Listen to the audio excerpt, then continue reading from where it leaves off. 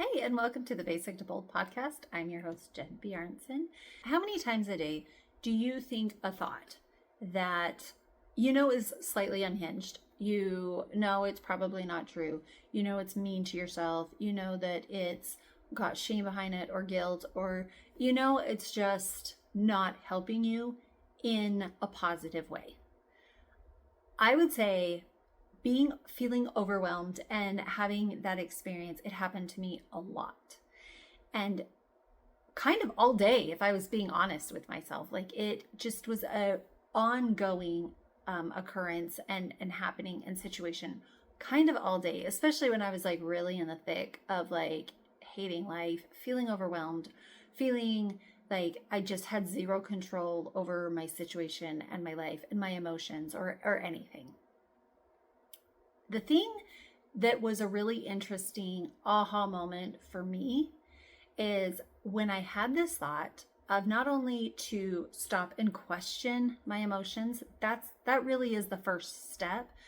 But what another part that was really like, whoa, that's an interesting thought, which is so many of us have this experience. We may say, I'm a loser, I'm stupid, I'm fat, I'm this, I blah, blah, blah. Like whatever it is that you say to yourself on a frequent basis. The interesting thing to me is how many people, they just accept that thought. And there's a smaller percentage of people who go, no, wait a minute. That's a weird thought. Why would I think that? The percentage of people that just accept it versus the percentage of people who automatically question it is interesting to me, because we have so many experiences. I have so many experiences where it's so common that if you were to happen to say this out loud, oh, I feel stupid, I feel fat, I feel whatever, I feel like a bad mom. People know this experience exists. They know that it happens. It's so common that people will go, no, oh my God, no, like, let me show you why that's not real. And oh no, you're just being rude. Like, you're just being unkind to yourself, that kind of thing.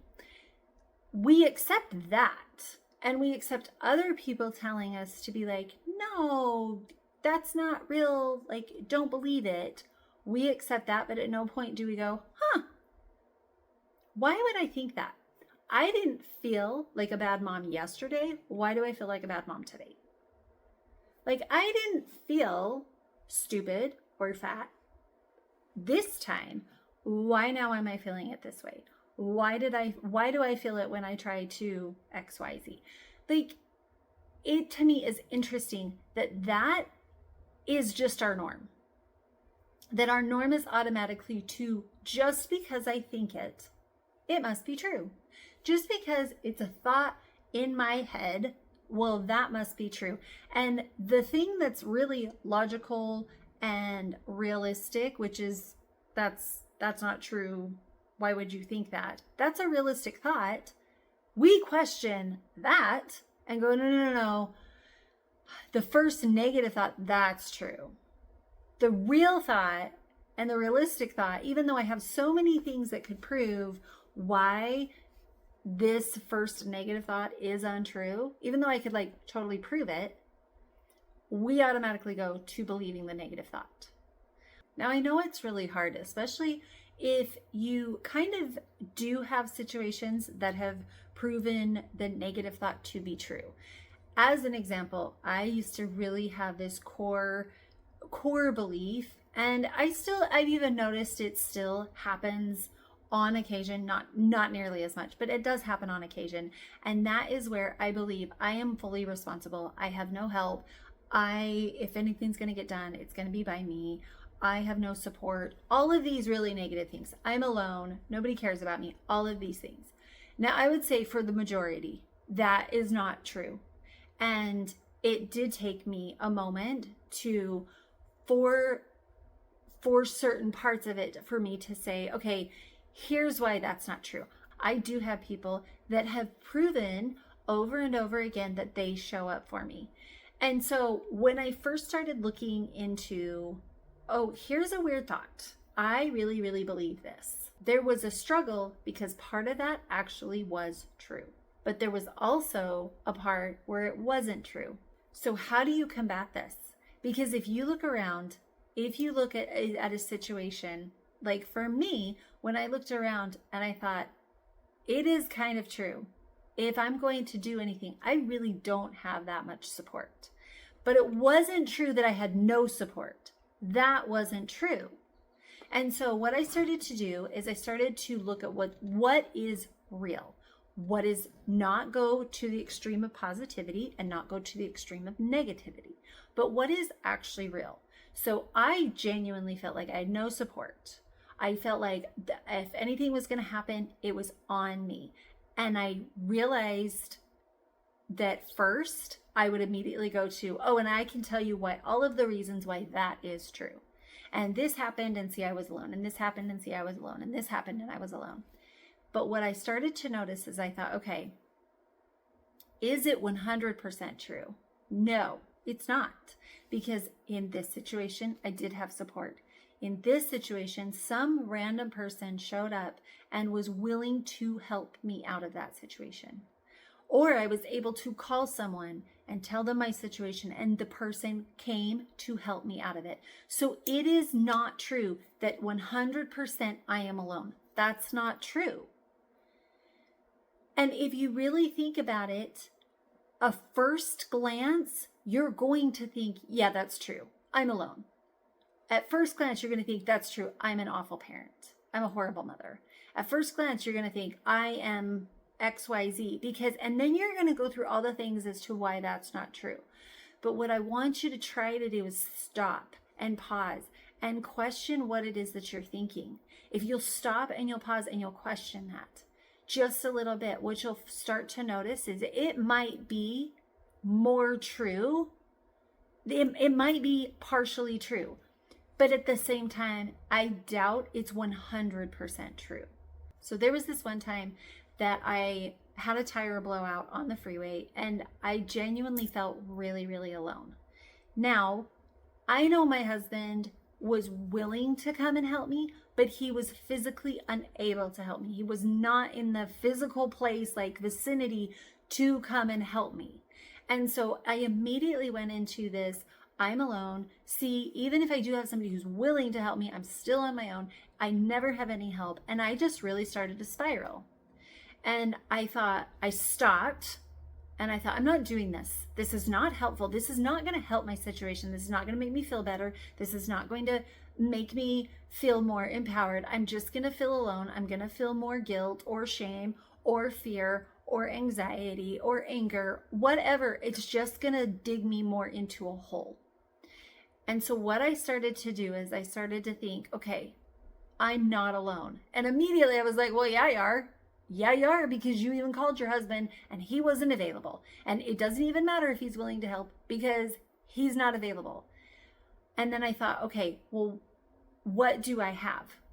And I thought, I have a phone and I have the service to have somebody come and get me and take me off of the road and to help me fix this tire. I do have that. Now, even some of you may be sitting there thinking, going, well, I have the skills. I can totally just repair my own tire. That's great. But that was not the point that I'm trying to make. The point is that I wasn't alone. The point is it didn't always rely on me. Because even though my situation was a tire, there's going to be something about your life that you have to rely on other people. And you don't have the skill or you don't have the thing. And so I don't want you to focus on whether or not you have the skill. I want you to focus on the feeling that you're feeling. Even if I did have the skill to replace my tire, because I've had those situations. I've had those situations where I did have the skill, but I still felt alone.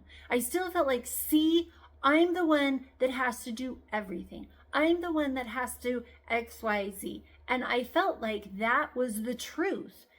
And because I know how to do it, nobody else is willing to help. That's not true. So I want you to focus on the feeling. I don't want you to focus on the actual situation. And I know sometimes we get really caught up in the situation that somebody's explaining it and they're like, well, that's not my situation. Right. I want you to try to think of a time where you had a feeling that it immediately went negative. it immediately went to the negative, whether it immediately went to fear or immediately went to like anxiety or anger or guilt, shame, embarrassment, frustration. I don't care what it is, but what is it that you immediately go to and you have the feeling of this always happens. I can never, like there's just that dread and that certainty that this is always going to be how it's going to be and you can't do anything to change it. I really suggest that you do this at a time that you can like concentrate.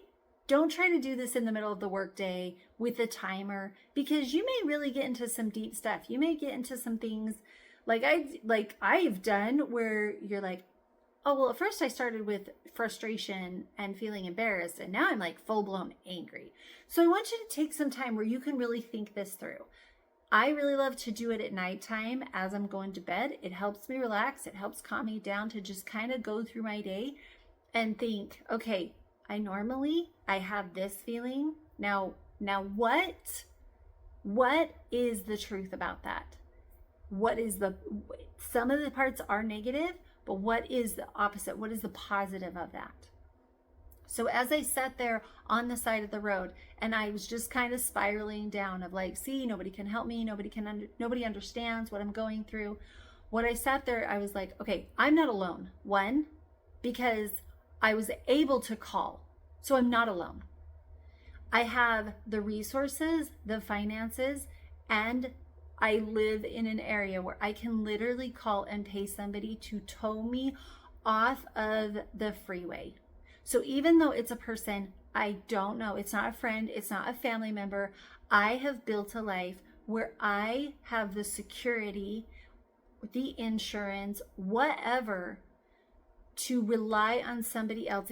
I can literally pay for somebody's services to help me.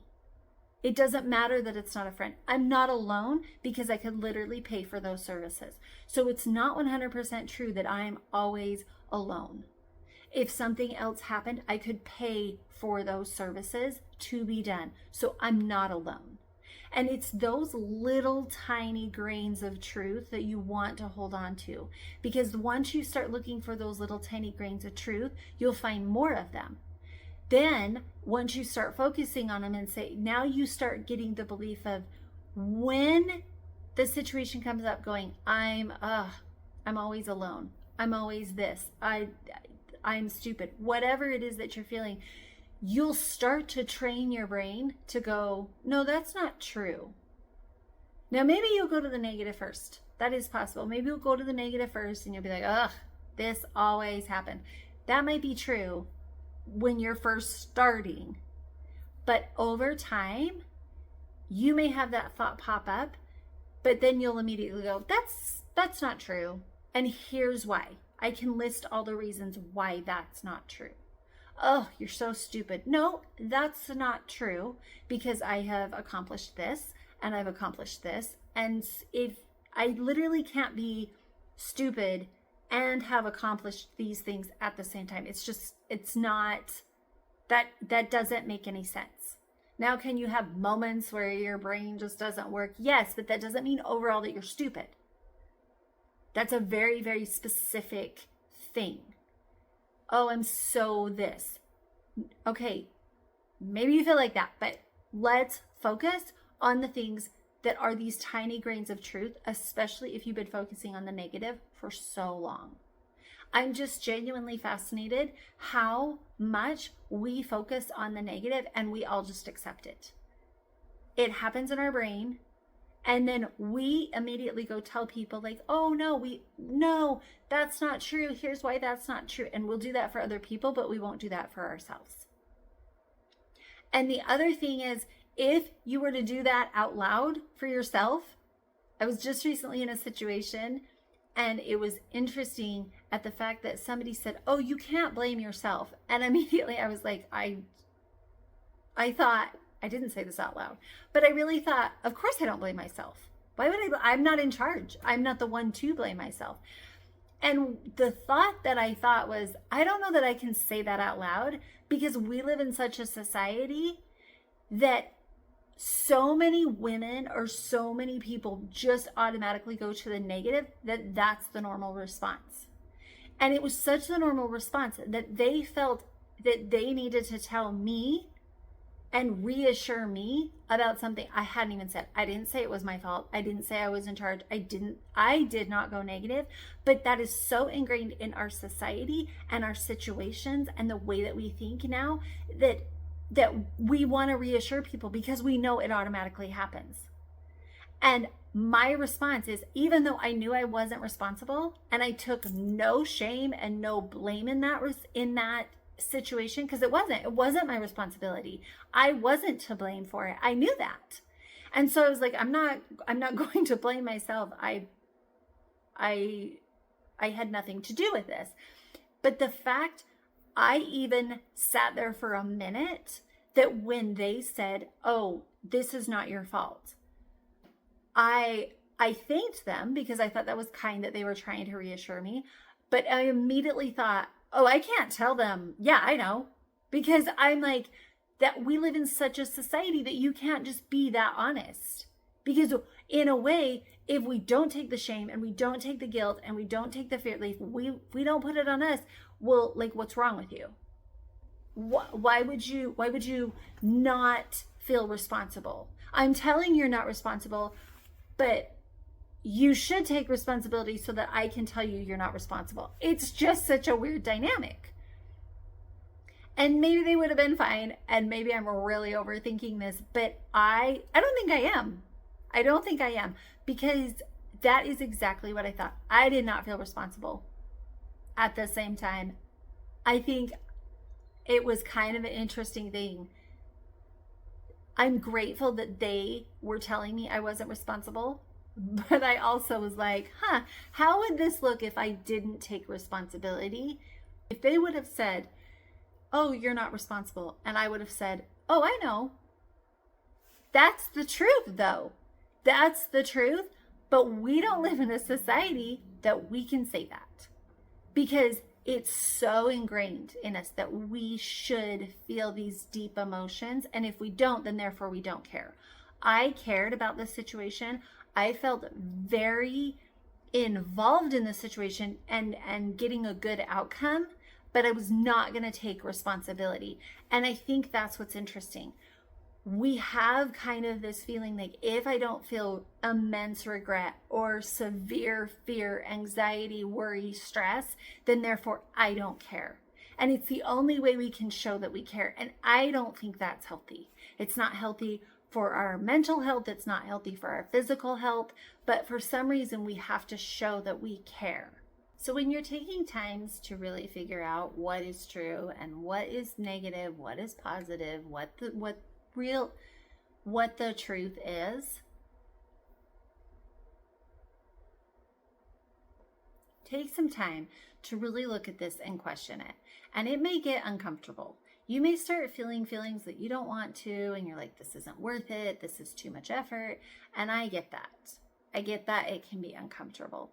But the truth is that if we're going to get to a point where we stop reacting and we can be in control of our emotions and we can stop these spirals from happening, the only reason they're happening is because they're a habit, because we've made them a pattern. We're trying to figure them out. We're trying to get to a point where we can control our emotions and we can get to a point where we stop reacting and we can respond in a way that makes our lives better and healthier, and we have a better control over our lives. And in order to do that, we have to stop and we have to question these thoughts and we have to look at them for what they really are. There's been plenty of times where we make things better than what they are and we make things worse than what they are. Even with the way that we speak, I hear it all the time. Oh, this is the worst. This job's gonna kill me. I am the worst at this. Oh, this is awful. And the reality, it's like you burnt the chicken nuggets. Like it's not that big of a deal, right? In the scheme of things, it's not that big of a deal. But yet the verbiage that we use is the worst. It's awful. I'm gonna die.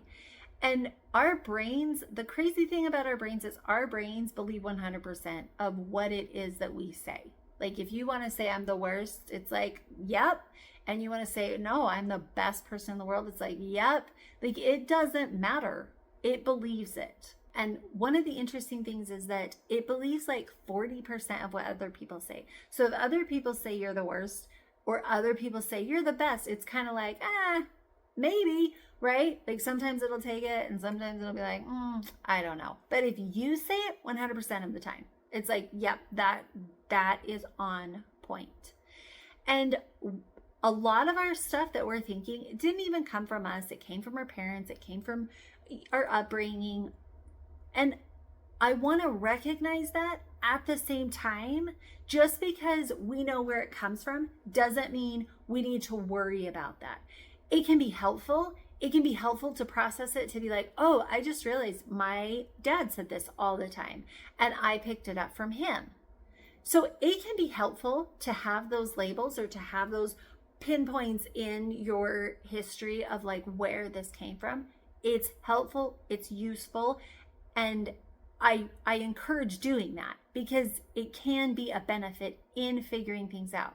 But we don't want to use it as if like, yep, my dad did this. He said this thing all the time too, so I guess I'm just going to as well. No. That's not what we use it for. We use it as a recognizing point in our history and in the way that we're thinking. And we take that information and now we use that to move on so that it doesn't affect us anymore. If we just label it, there's no point. That doesn't help us. Just taking a label and being like, yeah, my dad used to do that too. I guess I'm now doing it as well. Like, how does that help us? How does that do anything to fix our life? It doesn't. It doesn't do anything. So what we want to do is, that's fine if you want to go back and be like, oh, wow, I recognize my dad used to do this. Okay, so if he used to do this, do I want to keep doing it? Because I'm looking at his life and I'm looking at the way he used to think of things. That wasn't positive and that wasn't helpful and he didn't live a good life. So I think I want to change it. On the flip side, I've also had situations where I look at things and I'm like, it's fine. It's not that big of a deal. And I make things more positive than what they actually are. The key is that you don't want to look at things positive to where they're, oh, it's fine. No, it's not fine. That's not an okay situation. This happened. A person's behaving this way. It's not okay. Other situations, we're making it worse than it needs to be. It doesn't need to be that big of a deal. It's not life altering. It's not the worst thing in your life. So what we want to try to do is when we're looking at these things, don't make it the worst. Don't make it the best. It's exactly what it is. I get it. You're having this thought, you're having this emotion, you're feeling this way. Question it. Question it. And then figure out what is actually true. Now, maybe the first part is going to take you a minute to like stop. Because that takes a minute to stop. And sometimes we'll go throughout the day. If that first step of stopping takes you, it's like that's becoming a struggle for you, then I want you to take every time at nighttime. I want you to pick a time at nighttime or during your meditation, and that's the time you're going to stop. The time that you're going to actively go through your day of when should I have stopped? When was this an inaccurate thought? When did I have this I'm so whatever? It's always I never. Like, when are these big grandiose statements that now, once you learn to stop, how we're going to dissect them into true and untrue, positive, negative, and what's the actual truth in that situation. If you're into journaling, this is a great time to write down your thoughts, to take a thought and write down what is the always statements. I always do this. And then to go ahead and put in, well, that is true with this. That is an accurate statement with this, but it's not accurate with this. And it's kind of like a pros and cons list. Go ahead and write kind of like this pros and cons list to make sure what it is that's true, what it is isn't true. One of the things that's also helpful is if you have some really good friends or people that you connect with to say, you know what, this feeling pops up into my head. This is where I'm feeling like it's true. And now have your friends or people that you trust to tell you why that's not true. And one of the things with that is we don't want to minimize what they're saying. So if you're saying, I feel like this is true, and then they're saying, okay, no, but this is also true. Try to allow yourself to feel that truth. That is the whole point of what we're doing. If you have people telling you why that's not true, and you're just like, oh no, but this is what, and and it becomes an argument, or it becomes an argument in your head. We're not trying to, in our head, when we're like, I feel fat. Now let me find all the reasons as to why I'm actually fat. And then when you're like, well, actually, no, because this person is the same height and the same weight as me, and I don't think they're fat. And now you're going to argue with yourself as to say why that's not true. This is not an argument match. We're just trying to convince ourselves. We're trying to find truth in the situation. Might be an argument at first, but over time, I really believe, like me, you're going to be able to figure out, oh, that's not true. Oh, what a silly comment. Why would I ever think that? Yeah, I know it's not my fault. I know it's not my responsibility. Yeah, I mean, I have moments that I'm silly, but I'm really smart. And you're going to have these things where you're going to start building your own self-worth, your own confidence. You're going to feel a lot better about yourself. So thank you so much for watching and hanging out with me. Until next time, bye.